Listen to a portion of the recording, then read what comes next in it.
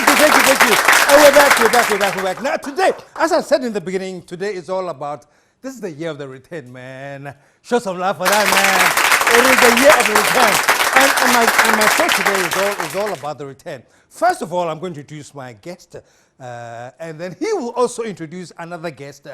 But the two main guests I have in the house, the first one is Maxwell Edusei. I call him Max. I'll be introducing him very soon. And then when he comes, we shall introduce Mela Rhodes, who is into hair, design, products, everything. And you'll be amazed by what she has to tell you. In the meantime, this guy I'm going to introduce, man, Charlie, we go way back. I remember when I went to Prempeh College, you know, and we were being bullied. This guy is a Kumasi boy, a Santini. And he has stayed in Accra all his life, so he couldn't speak Twi. So, of course, when we were being bullied, the senior said, "Hey, bah, ufri." Senior me Asante for.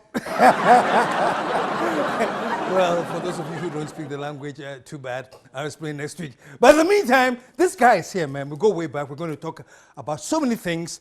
Why he's connected to the year of the return, but he's from Ghana.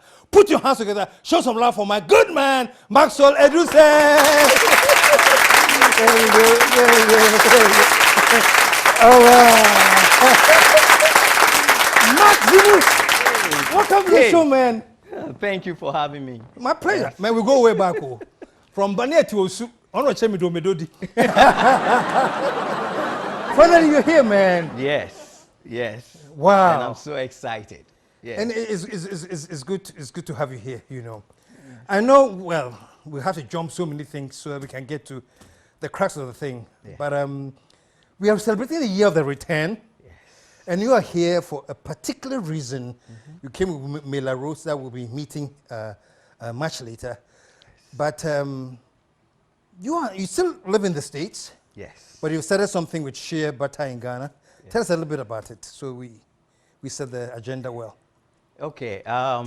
You remember when after school we all moved to New York and then worked a little bit on Wall Street and the market crashed.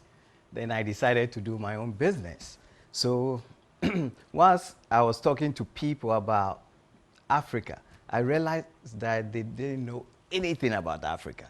The things that they were telling me, I'm like, no, this is out of this world. This is not in Africa. So I decided to form a tour company to bring people here to see it for themselves, because you can't tell them anything. You can't convince them. Mostly African Americans, right? African Americans and some whites. Okay. You know, I was with that fraternity, Alpha Delta Phi, and they are like, you know, how is Africa? You know, like everything is disease, you know, poverty, debt, every negative, nothing positive. And I'm like, I grew up there. This doesn't sound right. So I need to take them there to see it for themselves. And then I have to make sure I know the history, because it wasn't my area of expertise. So I have to come to Ghana, plan my own, you know, itinerary, because I had a purpose from that time to teach them what Africa is, Ghana is, and, you know, to get them away from, you know, the stereotypes, the stuff that they've seen on TV and read in books, you know. So my thing is, I'm not going to take them through places where, you know, the stereotypes reinforces. So what the other side, the real side, if you will. The real side of our continent. Okay, so that's how I did. And since '92, I've brought in over 10,000 African Americans to Africa. Not Ghana alone, but, you know, South Africa, Kenya, and all. And it's been my mission that we as Africans, we have to tell our own story. And with this year of return, this is the 400th anniversary. 400 years ago that they took the first African to the Americas to work, to be enslaved. But that doesn't mean that was the first time. They took some before, but the recorded time is 400 years, since 1619.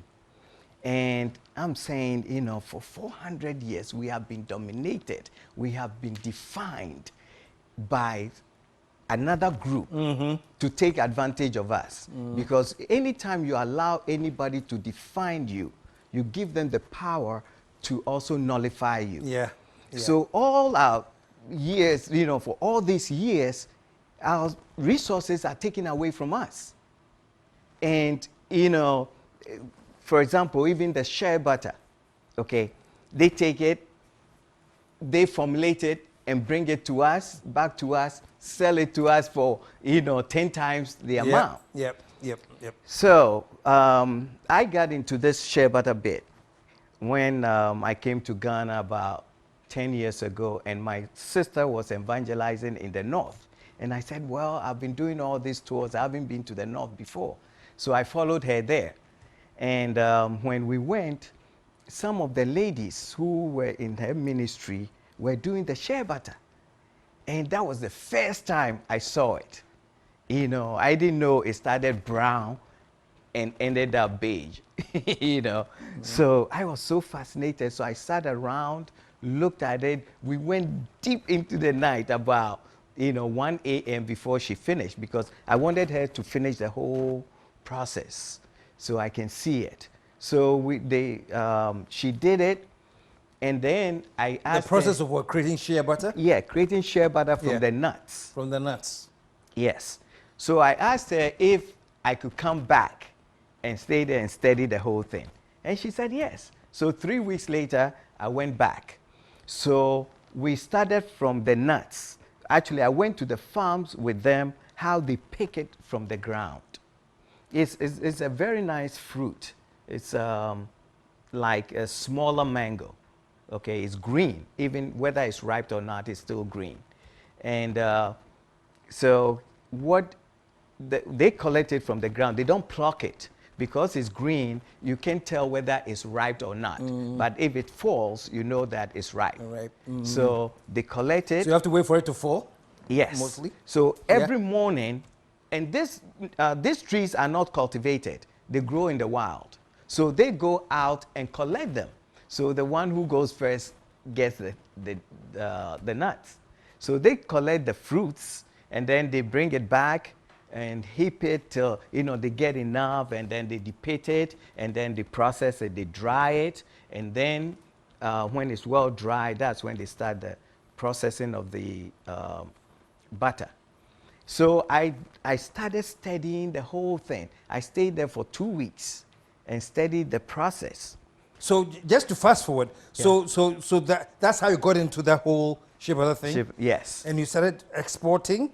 Yes. So I went back to the US. I started talking to people who deals with butter, and I started exporting to them. But before then, I was selling just the nuts to a company, a European company, I'll mention the name, but a European company that they export it to their countries and process it into what we call CBE, cocoa butter equivalent. For those who don't know, shea butter is in your chocolate. Shea butter is one of the best, you know, fat in bakery and in chocolate.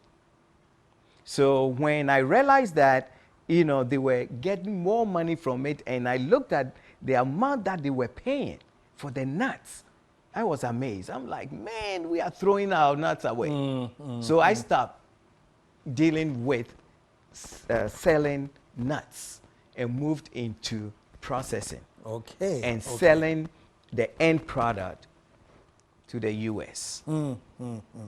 So from there, we started also formulating the simple form. So I went back, and all the women that I work with, I started teaching them how to formulate the simple way. You know, there are two ways. All could be done in Ghana. Oh, formulation. everything. There are 2 ways of doing it. You know, we have the cream, and then we have the lotion. The lotion part is hard because, you know, you have to add water. And by adding water, that means preservative have to come in and emulsifier have to come in. So those things, we don't get it readily here. So we have to import and those stuff. But then you have the creaming. So you just take your shea butter, cream it with any other oils that you prefer, and add fragrance. So now the whole, I guess, the whole thing should be on the fact that let's do more processing here. Yes. Let's do more formulation here. Yes. And as part of this return, there's this big natural hair expo that's going to happen tomorrow, as a matter of fact. Yes. You know, we're going to talk about, it's not even just shea butter, but with cocoa butter as well. Okay. And we have experts coming in who are going to, you know, teach us how to keep our hair and, you know, to even style it better and the products that are good for our hair. For instance, we have a lady coming in from California called Mala Rhodes, and she's going to teach how to formulate some of these products that are very good for our hair. And most of the products, the ingredients are from Ghana. And you love her. She's great with what she does. Okay, great. So on that point, we're going to take a commercial break. When we come back, Mala Rhodes will be joining us. Stick around. We'll be right back.